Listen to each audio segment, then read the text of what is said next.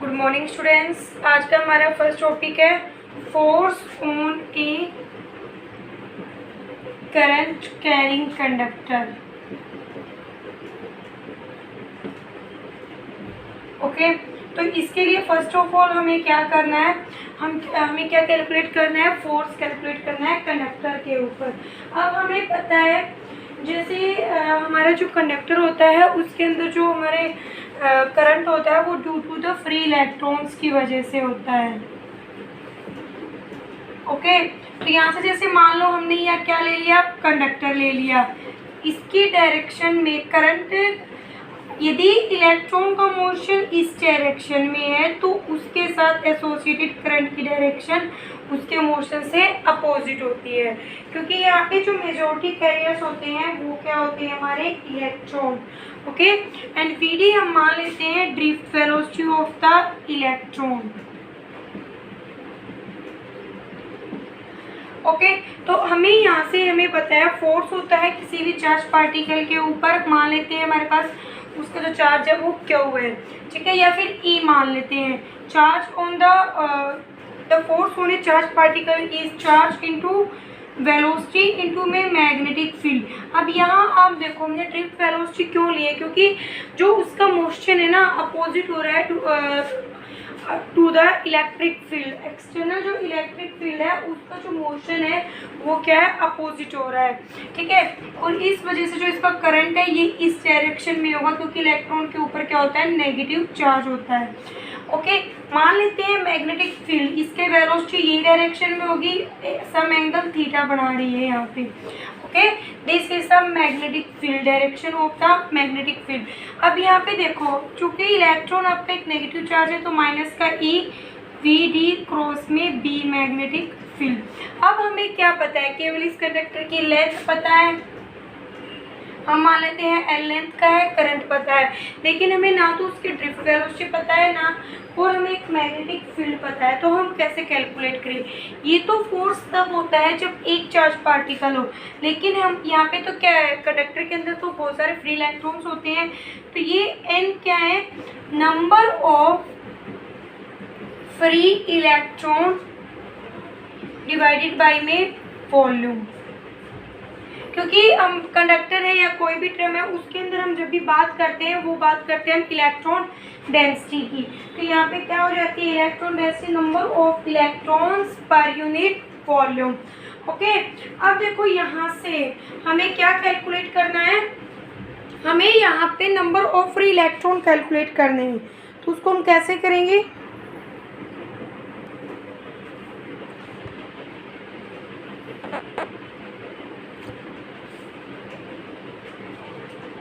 तो यहाँ से देखो हमें नंबर ऑफ फ्री इलेक्ट्रॉन चाहिए होते हैं, तो नंबर ऑफ फ्री इलेक्ट्रॉन, क्योंकि टोटल फोर्स होता है वो number of electron divided by में एक की वजह से जो इलेक्ट्रॉन की वजह से फोर्स होगा। तो यहाँ पे देखो हमें नंबर ऑफ इलेक्ट्रॉन्स चाहिए है, तो मैं इस एन को क्या कर लूँ, वॉल्यूम से मल्टीप्लाई कर दूँ। वॉल्यूम के लिए हम क्या कर सकते हैं, एरिया इंटू में length is equal to the number of free electron हमारे पास आ जाएंगे, जिसको हम डिनोट कर रहे हैं स्मॉल एन से। तो यहाँ से जो नेट फोर्स हमें निकालना है तो वो हो जाएगा एन इंटू में आपका इंडिविजुअल फोर्स।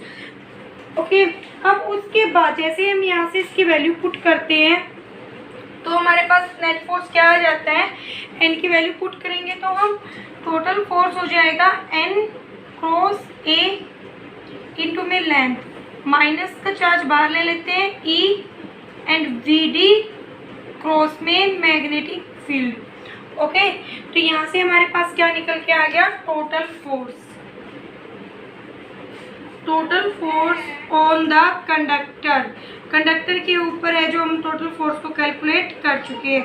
उसके बाद हमें पता होता है कि जो हमारी ड्रिफ्ट वेलोसिटी है, ड्रिफ्ट वेलोसिटी और करंट के अंदर क्या रिलेशन है, इसको आप है ना वैसे याद नहीं होता तो वीना के नाम से याद कर सकते हो, वीना।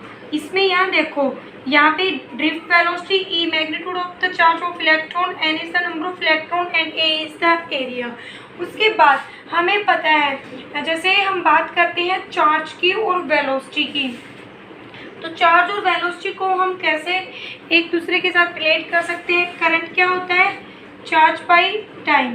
ओके, करंट को लेंथ एलिमेंट से मल्टीप्लाई करो, यहाँ पे हमें लेंथ पता है तो लेंथ से करो, ई पाई में टी इंटू में लेंथ एल, लेंथ पाई में टाइम, ये distance pi time is the velocity, तो इसको लिखेंगे वी डी। ओके, यहाँ से हम क्या लिखेंगे उसको, ई वी डी। तो अब यहाँ से हमें क्या करना है, कंसेप्ट को अलग कंसेप्ट हमारा आ जाता है।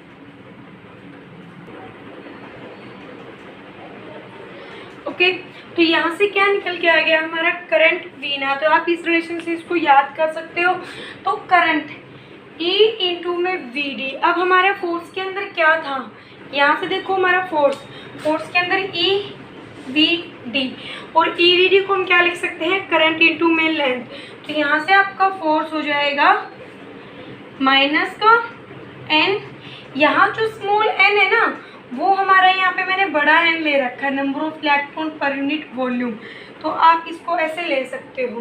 ठीक है, तो F is equal to minus का E L E V D की जगह करंट। ओके, अब यहाँ से देखना है हमें करंट और लेंथ को, या फिर हम क्या कर सकते हैं, रिप्लेसमेंट कर सकते हैं, आप कंपैरिजन भी कर सकते हो। ठीक है, वो अब आपके ऊपर भी है, या आप ये कन्वर्जन करना चाहते हो तो यहाँ से क्या हो जाएगा, V D E N A को रिप्लेस करके करंट कर दो, यहाँ पे माइनस का करंट लेंथ क्रॉस में मैग्नेटिक फील्ड। जब आपको कोई कंडक्टर गिवन हो और उस पर करंट गिवन हो, लेंथ गिवन हो, तो हम इजीली तरीके से क्या कर सकते हैं, फोर्स को कैलकुलेट कर सकते हैं। नेगेटिव साइन किसकी वजह से आया, due to the negative charge of the electron. Okay, अब यहाँ से देखो जो अब एंगल बनेगा ना थीटा, हेयर जैसे क्रॉस को मतलब हटाने के लिए हमें क्या करना पड़ता है, साइन को फैक्टर इंक्लूड करना पड़ता है, तो I L B sine theta. यहाँ जो लेंथ और मैग्नेटिक फील्ड होते हैं ना, L is the magnitude of the L vector, B is the magnitude of B vector, and theta is the angle between L and B. Length और magnetic field के बीच के जो एंगल है उसको हम थीटा से डिनोट करते हैं। ओके, उसके बाद अब हमने क्या कर दिया, कोई भी कंडक्टर है जिसकी लेंथ एल है, जिसका मैग्नेटिक फील्ड बी है, करंट आई है, तो उसके ऊपर फोर्स कैसे निकाल सकते हैं, माइनस का करंट एल क्रॉस में मैग्नेटिक फील्ड। अब हम कंसीडर कर लेते हैं इसको, हम सोल्व कैसे कर सकते हैं, force is equal to minus का I L B sine theta. Theta को क्या करें हम, जीरो, मीन्स क्या है, थीटा जीरो होने का मतलब है length along which current means length along which current, जिस लेंथ के कोरस्पोंडिंग आपका करंट है, यहाँ देखो ये एल लेंथ के कोरस्पोंडिंग ही आपका करंट है, and magnetic field are in the same direction. वो दोनों के दोनों क्या है, सेम डायरेक्शन में है। तो जैसे देखो सेम डायरेक्शन में थीटा जीरो, अब आपको पता है साइन जीरो जीरो, तो फोर्स यहाँ पे क्या होगा, माइनस का आई एल, सॉरी फोर्स होगा जीरो। ठीक है, तो जब भी करंट और magnetic field both are in the same direction, तो उस केस में फोर्स जीरो होता है, और ये हमारा फोर्स कौन सा होगा, मिनिमम।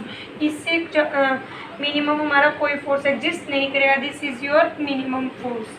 ओके, उसके बाद नेक्स्ट केस हो सकता है जब थीटा हमारा क्या हो, 90 डिग्री, मीन्स क्या है, जो लेंथ एल तो ये हो इस डायरेक्शन में और मैग्नेटिक फील्ड इस डायरेक्शन में हो, both are take place at 90 degree, तो उस केस के अंदर क्या हो जाएगा, थीटा 90, तो साइन 90 आपको पता है क्या होता है, 1, तो उस केस के अंदर आपका मैक्सिमम फोर्स का मैग्नीट्यूड होगा I L B, this is your maximum force.